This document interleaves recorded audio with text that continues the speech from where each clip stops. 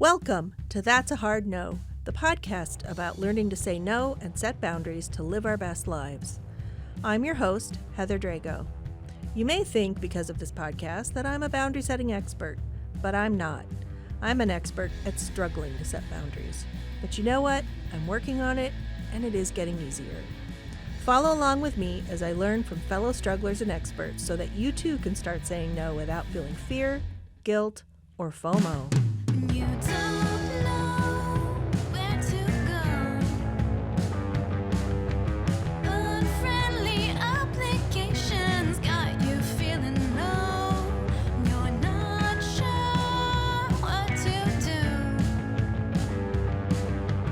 Weight of expectations is coming down on you. There's a phrase you should know. Tastes so much sweeter than hello. That's a hard no. Today's guest is Tinokuda Bvunzawabaya, a black man from the UK with a goal to deconstruct and challenge the gender norms surrounding manhood and masculinity. Boy, does he have an uphill battle. But for real, Tino's quest is so admirable and so needed. Even given the progress we've made for equality in my lifetime, men and women are not treated equally. We still don't make as much in the workplace. We're still more likely to die of preventable diseases. 3 times as many women have been victims of assault. So much attention is given to empowering women, and rightfully so. Only 40 years ago, could a woman even apply for a credit card in the U.S. without her husband being present? That being said, men have to be part of the change too, and Tino is working to educate and empower men to be a part of the push for equality. Tino's company, Black and Raww, is committed to helping change the way men think about themselves and each other, to combat toxic masculinity at the source and empower men and boys to be themselves and gain the tools they need to be confident and proud without putting others down. We have a real conversation about gender norms, about race, and about making a difference when and where we can. Hi, Tino. It's so nice to meet you. Thank you so much for coming on That's a Hard No. It's all right, Heather. Thank you for having me. I'm excited. I can't wait. Cool. Well, I'm going to start. It might be a little awkward, but I'm going to start with the elephant in the room. Okay. And that is there's a very good likelihood that I will say some well-meaning white lady cringy things while we're talking. Because we're going to talk about some heavy stuff. We're going to talk about gender roles and identity and masculinity and femininity and all these things. And you All and the I come good from stuff. very different backgrounds and different kinds of walks of life. And that's why I wanted to talk to you. I think it's fantastic. I want lots of voices, lots of perspectives here in this space. So I just wanted to put that out there. Just bear with me. And if it's too cringy, feel free to correct me. No, don't worry, Heather. Don't worry. Right? I rate anybody that's wanting to understand different perspectives. So I think that's the most important thing. I think conversation is where good things start, right? Yeah, definitely. Yeah. So let's just start with a question. I know that you are working to help men, and black men in particular, evolve past toxic masculinity to be their best selves. So let's start with defining what you think toxic masculinity is and how you're going about that. So I guess, you know what, the word sort of toxic and toxic masculinity, I don't know, I feel like it's thrown around quite a lot lately. And I feel like there probably are instances where, obviously we're seeing people like Andrew Tate and other influencers like that are sort of influencing young men and young boys who I think are lost right now. I think there is a lot of who am I supposed to be? How am I supposed to show up in the world? And, don't get me wrong, feminism is amazing. It is great that we're seeing women in the workplace. It's great that we're seeing female bosses and, that women have more choices these days. But I think coming with that, I think there has been a change in roles of women, and therefore there's an automatic change in roles of men. I think men are still expected to be breadwinners, but then at the same time, your wife can be earning more than you. So as a man, how do you deal with, I should be the breadwinner, but my wife is earning more than me? Or how can I, if my wife is earning more than me, oh my gosh, what do I bring? And I think a lot of men are struggling with that and with the nuances of it all.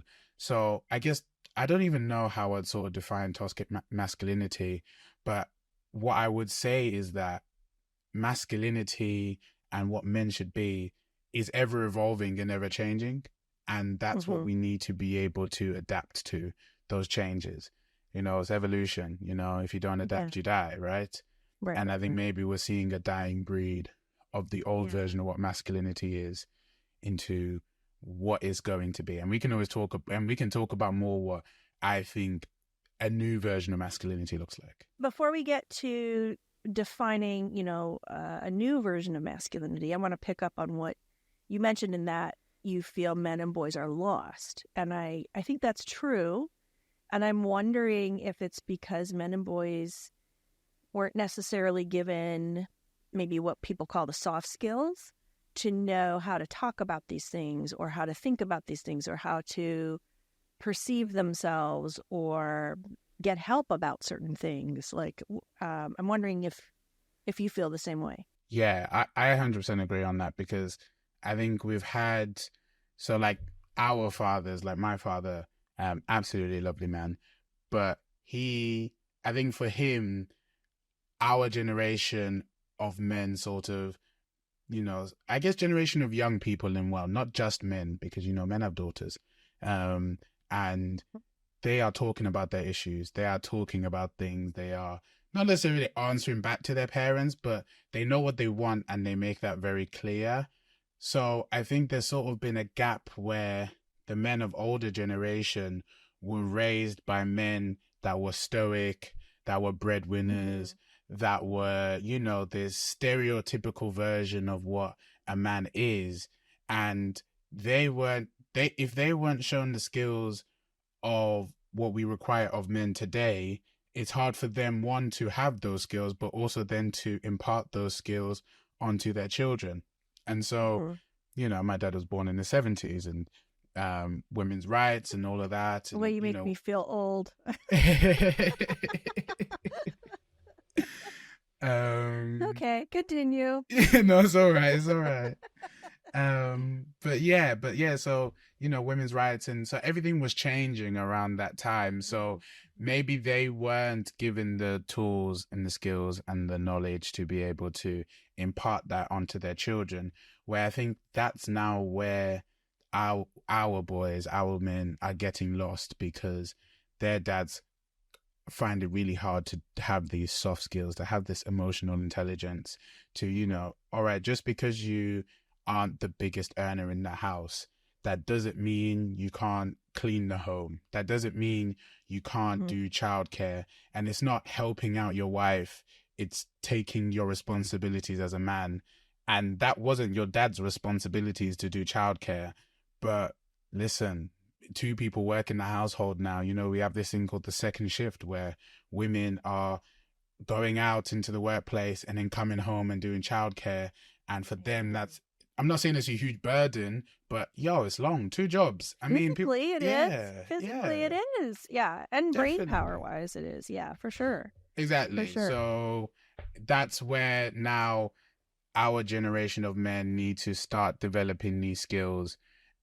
And it's, I don't know where we're going to end up going. Like, I think, when I'm a dad, I think I've been practicing a lot of these skills. So I'm going to be able to impart these onto my children. But there are men that haven't done the work to do that. So are they going to be parenting their children how their dad parented them? Probably. So I still think it's something where there might be still a bit of tension between what is a new man and what have I been shown. Yeah. So let's go there. What do you think is the new, more enlightened version of masculinity? So I think at the end of the day, you've just got to be a good human, right? You just got to be a good person. And what does being a good person means? I think it means being responsible. It means being accountable, having integrity, trying to live an honest life, trying to spread joy, spread light wherever you go. And some of those are the softer skills which as men we're maybe not good at, in terms of talking about our emotions. We're going to talk about boundaries later, setting your boundaries clear. Do you know what your boundaries are? A lot of these questions which we never really had to think about. And maybe sometimes when you're communicating your boundaries, you've seen your dad communicate his boundaries in maybe an aggressive way, but maybe for your dad that was the only way he knew how to communicate his feelings.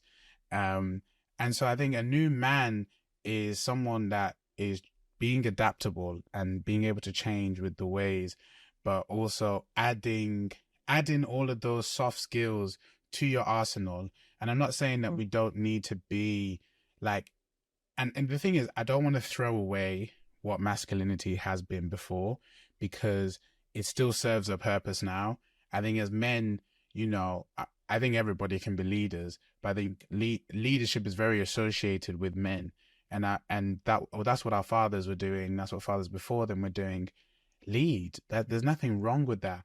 But you can lead in a way where you hear everybody's opinion and you make a collective choice. That doesn't mean just because someone else is like, oh, I disagree with you, I think you're wrong on this.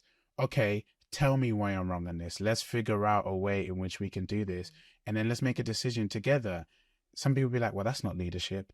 But I think it is leadership, because you're able to pull together what everybody is thinking and make a decision that is best for everybody in that situation. And being a new man is embracing all those things. And it's also, I think one thing which I don't sort of, I keep mentioning Andrew Tate, but that's just because he's sort of the biggest figure out there really in all of this. But we shouldn't be degrading our women. We shouldn't be saying women should be back in the kitchen and you need to take your rightful place as a man. And if you don't do this, you're not manly. If you don't do this, you're not manly. Like, come off it, mate. Come on. That is not a healthy discussion. That's not a healthy way to raise boys. We shouldn't be having a scarcity of women. We should be building each other up. Like, we're going to have a much better world if we're building each other up. Listen, I think there's more women than men in the world. So you're not going to win that battle either way.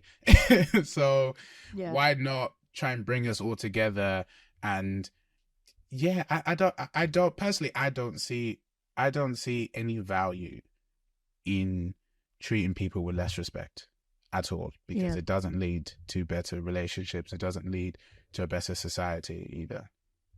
Yeah, I 100% agree with you. And it's funny, as I'm listening to you, I'm fascinated because I was raised by two women. And so my grandmother was divorced, raised her two children, one of whom was my mother, who then raised me. My parents divorced when I was an infant. I never had any experience of a man in the household until I got married. And so it was like living with an alien. What was it like? What was it like? Well, I mean, I've been married almost 28 years now, and we've been together maybe over 30 years. And he's the love of my life. He's a wonderful guy. He's very kind, very funny, very smart. He's also very stubborn, very stoic.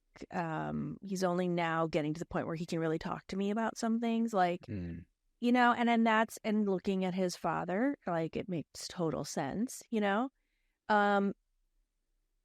and he's such a good person, and we're so much on the same page about so many things that, like, yeah, sure, we've struggled, but like, just like every other long-term couple. Yeah. But we're coming from a place of mutual respect. And so, even if we're mad for a couple days at each other, we eventually figure it out. No, that's good to hear. But what's funny is, especially in our earlier days, like, there was a lot more headbutting, especially when it came to parenting, because I was raised by two women who had a certain approach, a certain kind of talk everything through, and everything's very warm and fuzzy. And and things that I think were just, I would take for granted as normal, he would not necessarily agree. And so there was just a lot, just literally this like communication style. And, you know, he was raised in a very traditional nuclear, 2 parents, kids in the house, mom stayed home, you know, and I came from a completely different world. And so figuring out how to make those things merge peacefully was a challenge. And luckily, my mother-in-law was the best mother-in-law in the entire world. She was the greatest person. And I could call her and just be like, "Your son is," wah, wah, wah," you know, and she wouldn't take his side. She would be like, "His father did the same thing," and then she would like, you know, give me some tips of how to handle it, because I just would like, this was like a alien being in my house, you know. So it's just really interesting to me to hear your point of view in terms of like what is handed down generation to generation. Because I've seen it to a degree. Now, luckily, my father-in-law is a fantastic human being, and so he raised a fantastic person. But, you know, everyone is imperfect in their perfect ways, and you know, we inherit habits and traits, and you know. Yeah, definitely. So I wonder. Can I add something onto that? Just so please do. I think when you're saying everyone's sort of imperfectly imperfect, I think as men, there's always been this thing of, you've got to seem perfect. You've got to seem like you have everything put together. You can't cry. Not letting that facade down. Yeah, that stoic facade, and just being like, no, I've got everything in the bag. But I think where connection meets is that vulnerability, and you can sort of be, you know, you can be that can be a barrier, isn't it? Sort of that connection. You know, I've been in relationships where someone's been like, "You don't share as much as I do," and that was sort of a thing. And you know, like, I'm like nowhere near perfect.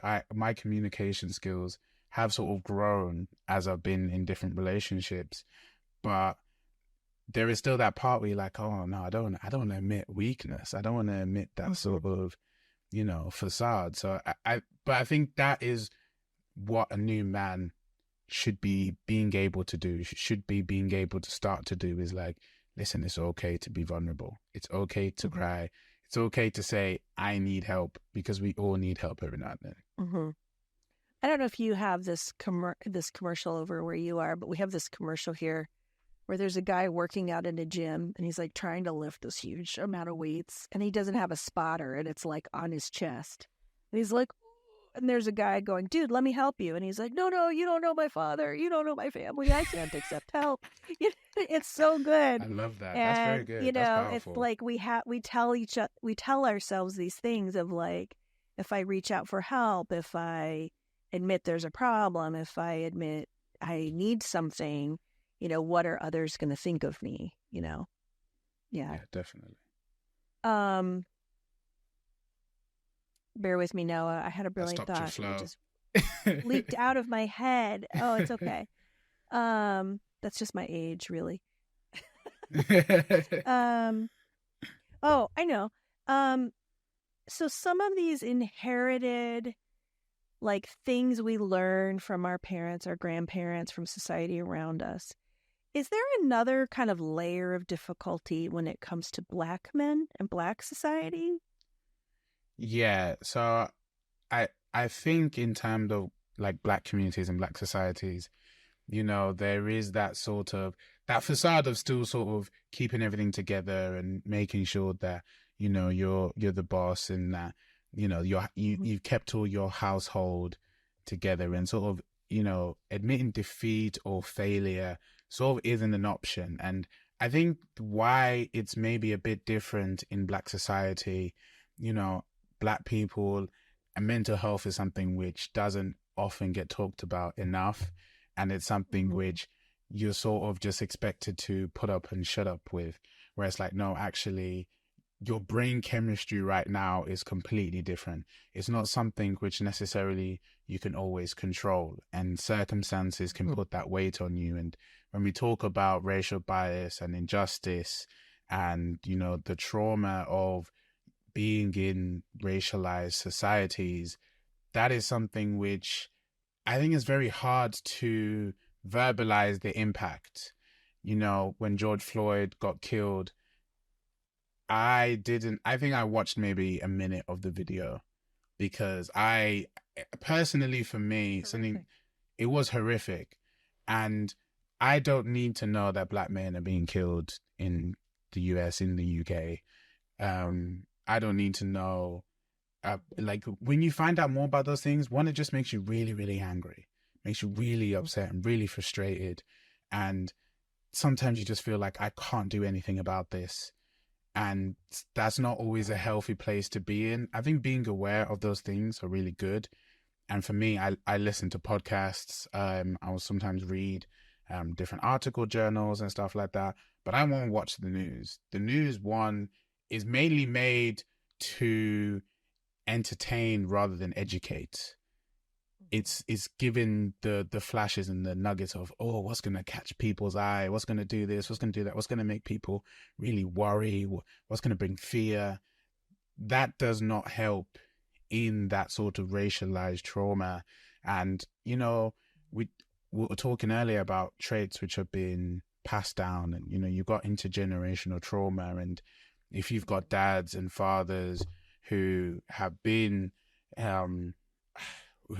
sort of, say something's happened with the police, or they've experienced police brutality, or they've experienced racial trauma, those things will pass down to their children unconsciously, and you won't even know. And maybe that's why your dad is reserved, because he's seen a lot of things and it's very fearful.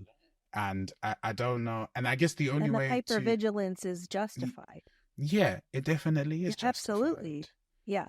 And so, but then I think, which is really unfortunate, is that those men that have experienced that then don't talk about it, then don't go to therapy about it, then don't process it, which then just gets put down, or then gets shown in anger outbursts, which gets shown in different behaviors to cope with it, destructive behaviors to cope with it, rather than going to those things which are just deemed, you know, yoga's usually deemed as a white person's thing. You know what I mean? Like, oh, white people talk about the issues. Like, we don't do that. Like, but it's not a racialized thing. Therapy, like, and we've had different forms of therapy. When we were back in communities, people would talk and would be together and be around a fire. We become very individualized as society. So you have to access those things like therapy, or even like men's groups, or even doing a sport where you can just get it out and be around others and just chat, get your frustrations out. So yeah, I think that's sort of, I guess, the uniqueness of it and how it plays. It's a lot of pressure. A lot of pressure black men are walking around with.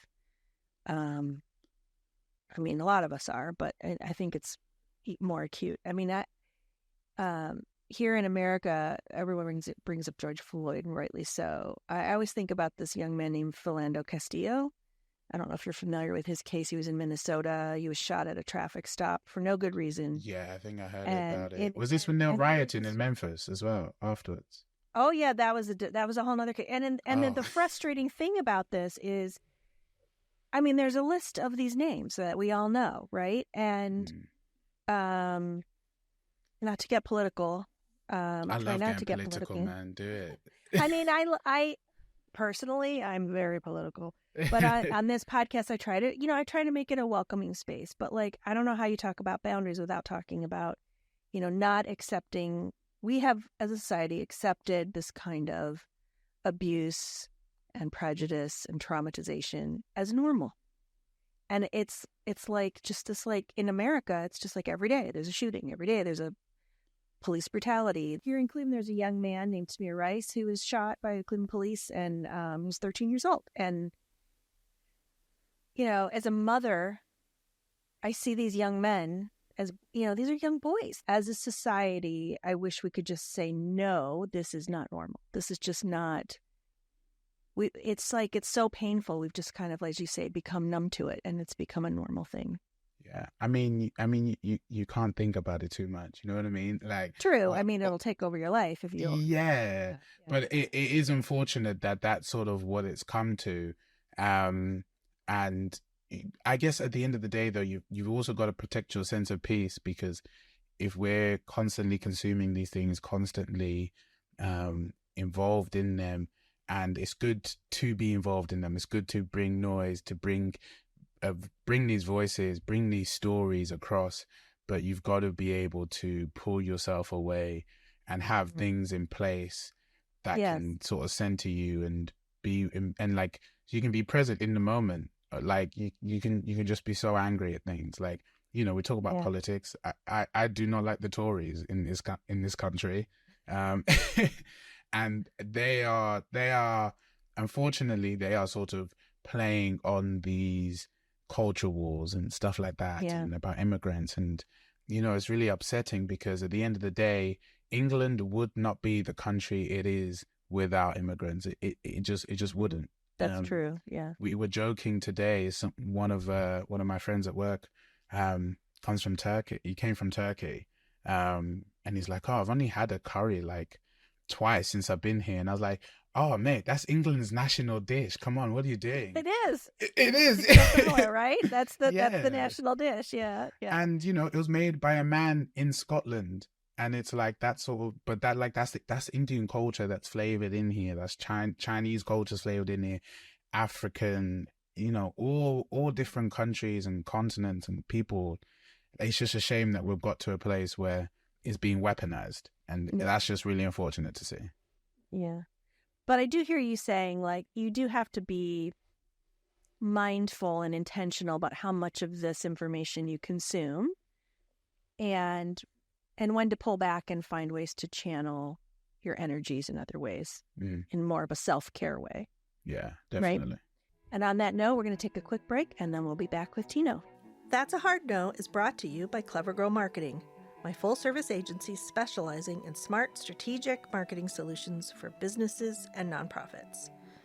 Okay, so you're probably wondering, Heather, what's with the podcast about boundaries? Why not marketing? Well, maybe in the future, but for now, it actually does relate, so bear with me here. Smart marketing, strategic marketing, requires knowing what to say no to and why. Businesses and nonprofits get inundated with marketing options and offers every day. We help you cut through all that noise, focus on your specific needs, and develop actionable strategies that are doable and actually make sense. Whether it's websites, SEO, email, social, or traditional channels, we're experienced in all of it. So if you need help figuring out your marketing, visit our website, clevergrowmarketing.com, and get in touch. I adored this conversation with Tino. Despite how serious the topics were, I was blown away at how positive a person he is. His smile is infectious, and his positivity is encouraging. We touch on race more specifically in the second half of our conversation and talk about how to be an ally and empower people to set boundaries for themselves around race and gender. We talked a little bit about, you know, what men teach each other generationally and traits we inherit and all those kinds of things we learn, things we unlearn. A lot of things that are learned are stereotypes, and it's really hard to break some of those or help people unlearn them. So tell me what your thoughts are about stereotypes and how we can get people past them, how we can educate people. Go. So Go. It's a big topic. That's loaded question. Yeah. Stereotypes, yeah, that is a huge one. And I think a lot of stereotypes can be sort of quite harmful to people. And I was like, the Turkish friend who I was talking about, we were chatting, and he was like, "Oh, what do you think on stereotypes?" Like, and I think my point, sort of where I was coming from, is that, you know, sometimes when you're with your mates and you're just hanging out, and say you've got a white friend and a black friend or a mixed race, and somebody, and he was Turkish and his friend was mixed race, and they'll sort of make jokes back and forth to each other. I had a guy at school, and there weren't many black people, and he was mixed race, so I think I called him caramel chocolate or something along those lines, and like, but me and him were cool. So like, there are sort of stereotypes and maybe phrases that people throw around where if you've got like interpersonal relationships, it's sort of used in a bit of a bantery way. But the stereotypes, which I think are the most harmful ones, are the ones where you don't have that interpersonal relationship with somebody, where you are just viewing somebody from whatever you've been exposed to in the media or whatever you've been exposed to by your parents. And really, the way to combat them is through those interpersonal relationships, is through getting to know somebody as they are. You know, like there's a stereotype that Black people love watermelon, that Black people love chicken, you know, or what was it? I think it was Boris Johnson that said Black people with watermelon smiles. That's awful. And he became our prime minister. Can you believe that? He was calling. I remember him. He's the dude that got stuck on the line, the zip line, looking like an idiot, waving a little flag. Yeah. I'm glad that's what you remember about him. Yeah. Anyway. And he called Muslim women letterboxes. And, you know, we also saw rise in, you know, hate crimes. And so when we've got people in power that are using these stereotypes to define people, that's really harmful. And that doesn't allow for an understanding of that person. Why do Muslim women wear hijabs? You know, when you call someone a letterbox, you don't even get to that point. Humans, yeah. Yeah, because there's a reason why they're wearing a hijab. There's a reason why they are Muslim. And guess what? If you sat down and talked to them, you find out so much more. Like, I think coming to an understanding of this person is just a person. This person is just a human. What is different about them? Their differences make them great. Like, all of our differences make us great and unique. And it's really about finding out who that person is. You know, I don't know if you've watched. I don't know if you're like a comic book fan or anything. Noah might be. Oh, I live with 3 comic book nerds. One of whom is about to earn their Bachelor of Fine Arts as a comic illustrator. So, oh, that's sick. Yeah, we're mostly a Marvel. Okay. No, I take that back. Oh my gosh, I'm going to get in so much trouble. We're mostly a DC household. You're going to start with a touch of Marvel and a whole lot of independence. Yeah, I'm going to be in big trouble now. Anyway, so go. So there was a show called Arrow, which I absolutely loved. Oh yeah, we watched that. Deathstroke, in it came back. I think it was like season 6 or 5 or something. Yeah. And he was like to Oliver Queen, "Oh, assumptions are the mother of all failures." That has always stuck with me. And the way he said it was so cool and everything else like that. Manu Bennett was great. And that, I was like, man, I've really tried to sort of take that into everything that I do in life, because we always assume, we always make assumptions. And I think stereotypes are sort of racially loaded assumptions about a person. Oh, you Can you say it again? Assumptions are the mothers of all failures. Okay, that's the title of the episode, Noah. That's the title. You just coined the title. That's good. I love it. Bro. Assumptions are the mother of all failures. Very good. Yeah. So stereotypes, that's what I'd say. They're loaded racial assumptions about a person. And if you get past that point of those assumptions and just start asking questions, start being genuine, and start actually wanting to understand who this person is in front of you, I think that's the way we sort of get rid of these stereotypes. And you know, you find out, and you know what, I love finding out about people's stories. Like, one reason why I do a podcast, because I love finding out about people's stories and the nuances of it. And you know, there's a reason why I love sitting in the sauna in the morning, because you get to talk to people and find out about their stories, about their lives. And that is personally where I think assumptions and stereotypes can be dismantled. I think one of the dangers of society right now, especially since the pandemic, is that we're all living in these little homogenous bubbles.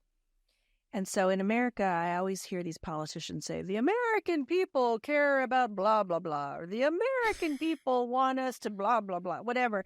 And every time I think, which American people are you talking about? Who are you imagining in your brain, right? Is it someone who looks like you? Or are you imagining the melting pot, right? And when I was a kid, we had this, I don't know if you had Schoolhouse Rock over in the UK. We had this animated, like, Saturday morning cartoon series, and it was lessons. Like, you know, they had things about grammar and spelling and math, but they also had stuff about civics, right? And there was this really great song all about the American melting pot, and it was a thing that there was a pride to it. It was taught in grammar school. Like we all learned, like that is the thing that makes America great. Is we're this great American melting pot, right?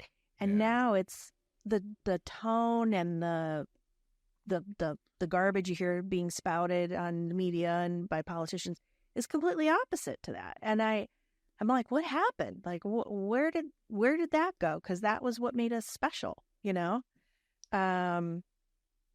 Yeah, I don't know. I'm just ranting at this point. No, I know you're right. It definitely is what makes is what makes those countries. It's what makes America special. It's what makes the UK special. Mhm. It makes it's what makes every country special, because everybody has immigrants. Everybody has Yeah. different people in their continent. It's never just homogenous. Yeah. And Yeah. you know, people in But the I think UK. you're right about.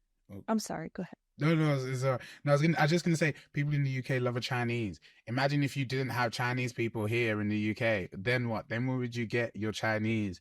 You know, in America, Mexican food is huge. Where would you get all those flavors? And you know, if it was just English food, like, it'd be boring. It'd be boring. I Eels can't all lie. day. Gross. Yeah. I don't understand the eels.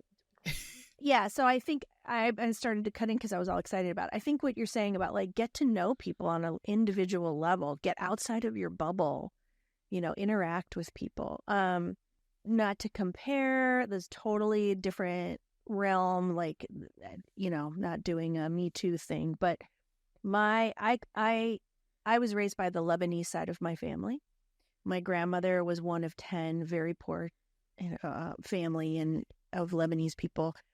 And they established themselves. They lived in Minneapolis, Minnesota, which is made up at the time in the early 1900s, was all blonde Swedish people. And so these dark-skinned, dark-haired people were treated very, very badly. And that stuck with my grandmother her whole life. And eventually she became a social activist, a peace activist, you know, social justice commentator, writer, warrior, or whatever. And because that was so traumatizing, right? And so I got to learn from that. And but weirdly, like one of her siblings, I'm originally from Southern California, which is, talk about a melting pot. There's people from all over the world, from Asia and Mexico and everything. And my aunt was complaining about Korean drivers one day. And I was like, you do realize you're an immigrant, right? Oh like, my gosh. Are you kidding me? Like, and so I feel like even the most enlightened of us, those of us who have experienced intolerance or prejudice, we can still fall back into that ignorant place, right? And so it's up to all of us to learn about each other. You're not alone, honestly. Like I say, Black people can be some of the most racist people ever. Like, you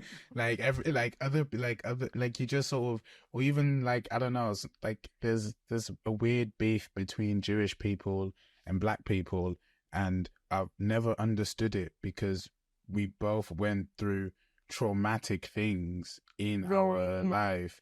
You can't compare them. Like they've both impacted the generations before, the generations after, and the generation that went through it. It's impacted them and their offspring.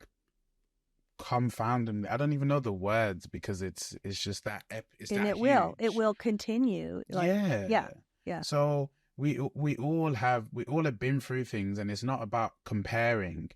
It's just about understanding, and you know, there's space for everybody here. Like, you know, and in England, in England at least, and maybe the same reason in America, I do think there is a conversation to be had about immigration and controlled immigration, or however you see that. But I think for us here in the UK, like I said, don't want to get political. I always love to get political. Our government has not built the capacity to take in all these influx of new people, and everyone blames that on the migrants. But guess what? If we had enough houses for the people even on this island, which we don't, then the problem wouldn't be as exacerbated. If we had if we had better schools, if we had more spaces, more youth clubs, if we had a better NHS, like all these things of, oh, migrants are coming into the country and are flooding our system, and the words which are used are just awful. But it's the fact that we haven't built the capacity to have all these people in. So yes, it seems like it's all their fault, but if you've got a dam and it's starting to overflow, you don't blame the water that's come, do you? You blame that, oh, we didn't make the dam big enough, we didn't allow for all the extra water. Like, so why are we blaming people that are escaping awful situations and wanting a better life? And when they come here, they're some of the most hard working people. They're some of the people, they're the people that are cleaning homes. They're the people that are doctors, nurses, carers. They're the people that help the countries tick and run. And why are we treating these people like they're less than human? Why are we reusing words which show that they're less than human? To me, it's just sickening, personally. But I'm not going to continue to rant because we won't get anywhere. Yeah, I hear you. I feel like a lot of politicians plan for the country they wish they had, some imaginary country, rather than facing what they really are dealing with and what's coming. So it's a lot of short-sighted thinking. Okay, so let's go from one light subject to another light subject. Let's talk about prison reform and I guess the justice system. Now, we have two very different justice systems. I know there's a preposterous number of Black and brown people in our justice system. It's I can't even think of the number. It's so huge. And there are all kinds of things I could rant about as to why, but I would love to hear your take. Yeah. I want to pose a question back to you quickly. Oh no. What are prisons for? What is the purpose of prisons in society? Oh boy, I'm right there with you. It should be rehabilitation, right? It should be. And I don't know what people think it's for here now. It's like vendetta, it's revenge, it's warehousing. Money. I mean, it's just the money. Yeah, like there are for-profit companies running these things. So what incentive do they have to rehabilitate people and get them out of the system? They don't, do they? Realistically, the incentive is to bring them back in and keep. Mm-hmm. And in prisons they are also making furniture and they're doing all these things which are then giving the prisons money, and it's going to society and they're making money off it. But the people in prison aren't I wouldn't say they're not benefiting from it, because I think there is a place for getting them into workplaces, getting them using their hands, skills. Yeah, job skills. Yeah, definitely. But it's everything else that's around it. I think we have people in prison who have been through really traumatic things in their lives. And if I was in that position, or if you were in that position, or whoever was in their position, and we'd been through all their life circumstances, would we necessarily be any different? Would we necessarily be any better off? And I had some stats actually, which I wanted to share, which I thought would be quite interesting. So in the UK in 2021 to 2022, 24.9% of offenders who were released went back to reoffend. Okay, and then in the US, it has the highest rates in the world. Some of the highest rate in the world, with 44% of criminals released returning to prison within their first year out. What does that tell you? It doesn't work. And there's all kinds of other things besides just the system itself. It's while you're in prison, but there's there are people who can't afford to pay bail. The bail system is ridiculous, and then they end up lingering in jail just because they can't afford to pay for bail. Or they have so many traffic fines, or there's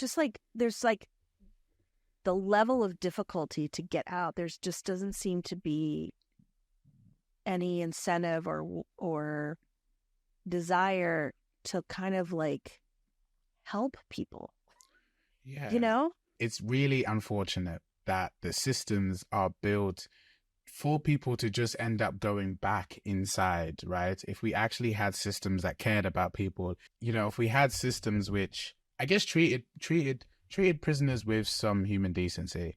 I was reading something about Norway's prison system, and Norway, I've never been before, but I've heard it's a lovely country, and their prisons look really luxurious. Like they treat their prisoners, and I don't even want to use the word prisoners in this discussion we're talking about, but they treat people in prison like they're actual humans. And someone said, in Norway, the punishment is to take away someone's liberty. The other rights stay. And in prison, when people go, we take away everything. We take away their rights. Mm-hmm. We treat them like animals. We treat them less than human. And we don't give them the skills to be able to go back into society and actually reintegrate.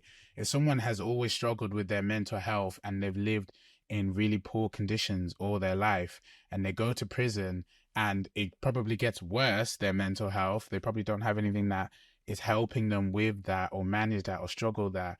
And some drugs these days are filled with drugs. Prisons these days are filled with drugs. So then they might be using something to cope with their situation. All right, bang, you're released. Well done. You're now free. Oh my gosh, amazing. Where am I going to stay? Where am I going to live? Who am I going to be around? What situations am I going to be when I get back?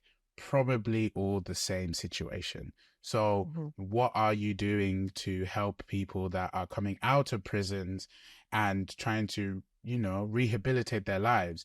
You've kept them in a cell sometimes for 23 hours and they haven't got daylight and they haven't been able to shower. That's treating people like animals. How can you expect someone who you have treated less than human to go out back into the world and treat everybody else humanely? Humanely? You're setting people up for failure at that point, personally. So I think prisons, I think we need to have hard discussions about what the role of prisons is within our society. And I understand it's not a sexy topic, right? People at the end of the day are in prison sometimes because they've committed a crime which has impacted somebody's life. That is serious.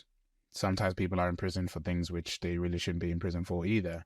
But if we are actually wanting to make our society better, if we're actually wanting to help people, if we're actually wanting, our society to be a better society, let's start helping those people who are usually the most vulnerable actually thrive when they come out.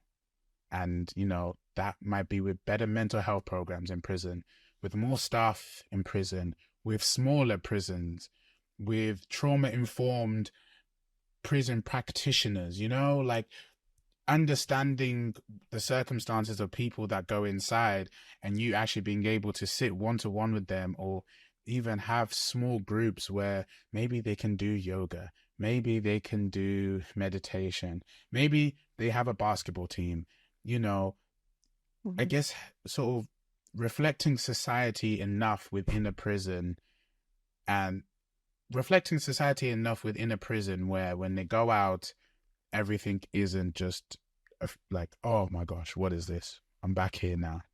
I'm back in the same place. And having support systems outside of prison that actually help people reintegrate back into society.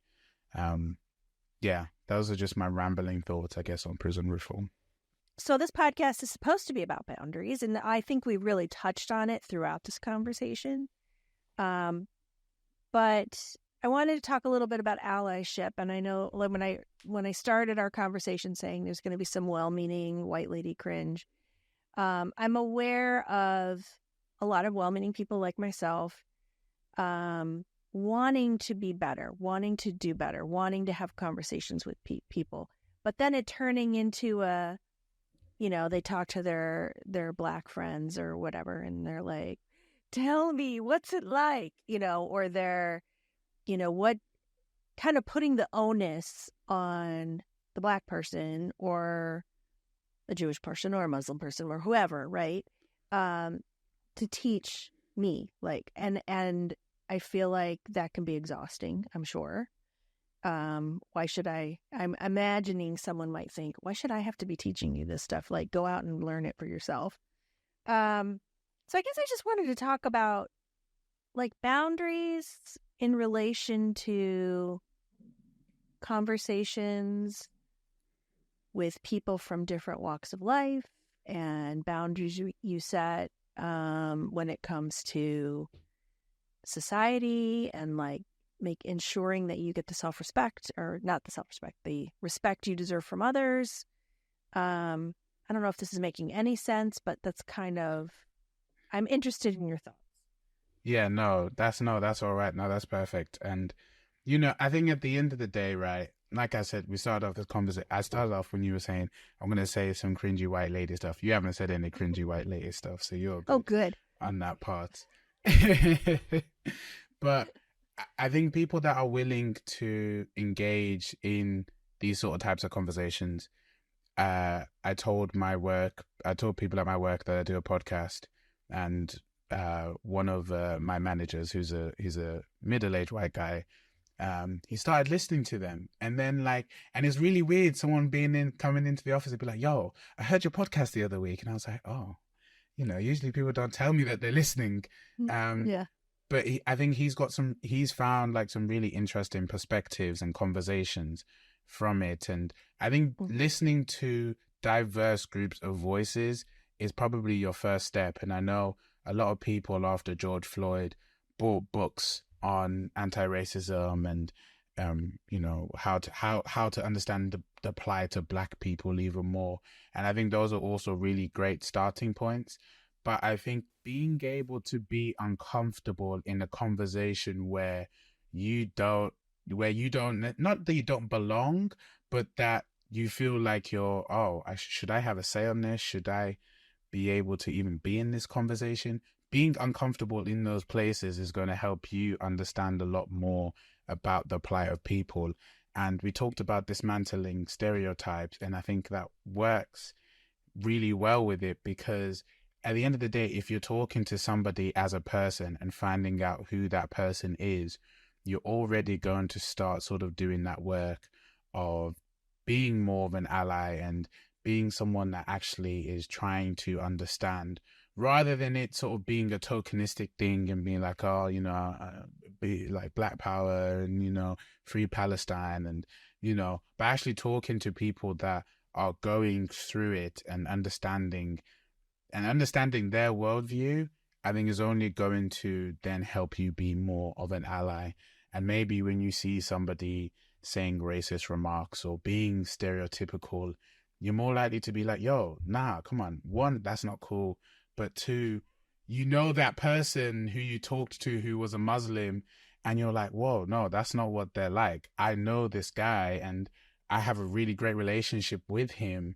And you're not even talking about the race, you're talking about the person, right? Yeah. So I think that's how people can be allies, in just finding out the stories and listening to diverse perspectives and diverse people, because, we're saying everyone's quite homogenous and that we are quite siloed, I imagine if Trump or if Boris Johnson actually sat down with a group of immigrants and actually heard their stories, I would like to think they would probably be like, oh, I feel a bit crap.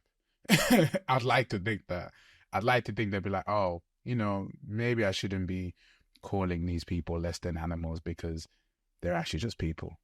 Yeah. And that's what I was talking about before, when I was like, when they say the American people, which American people are you talking about? Like, I like what you're saying about get to know people on a human level, like expand your world a little bit, listen to some other voices. I think that is where it begins. Yeah, definitely. Yeah.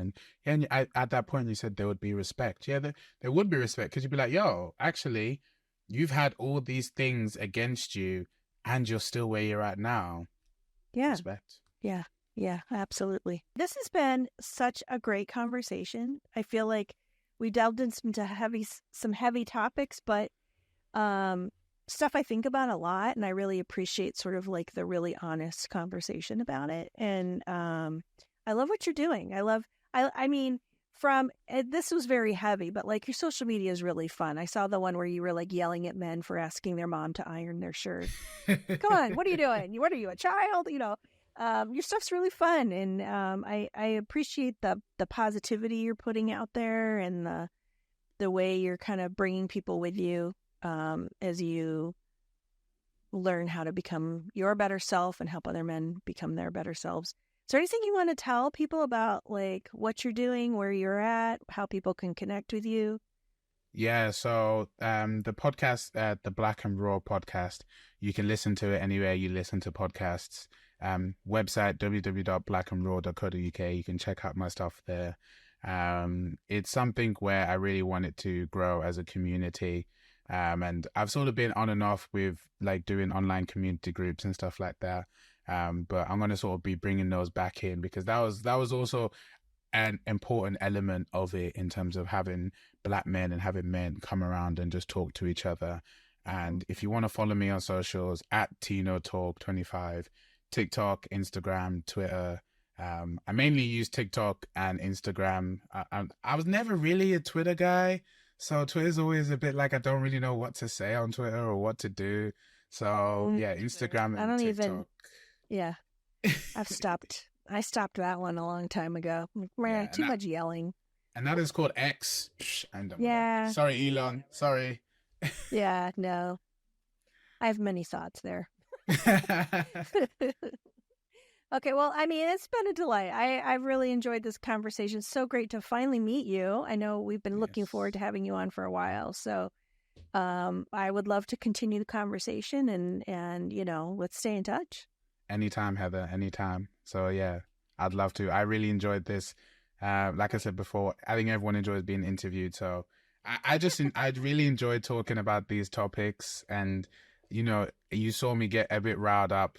I wasn't even that much riled up, but it's always good to be passionate about things, right? That's what drives us forward, right? Yeah, definitely. So, bro, thank you for having me. Thank you for having me. That's a Hard No is a production of Clever Girl Marketing, my little agency in Cleveland, in partnership with our friends at Evergreen Podcasts. Many thanks to our amazing team, including Maura Del Rosario, our production and marketing coordinator, Noah Fouts, our amazing producer, editor, and composer who wrote our theme music and performed it with his band, The Big Leagues, and our new video producer and editor, Kay Holmberg. You can find show notes and resources on our website, and you can find other fun stuff on our socials. We're Hard No Podcast. Find your no, then say it with me. That's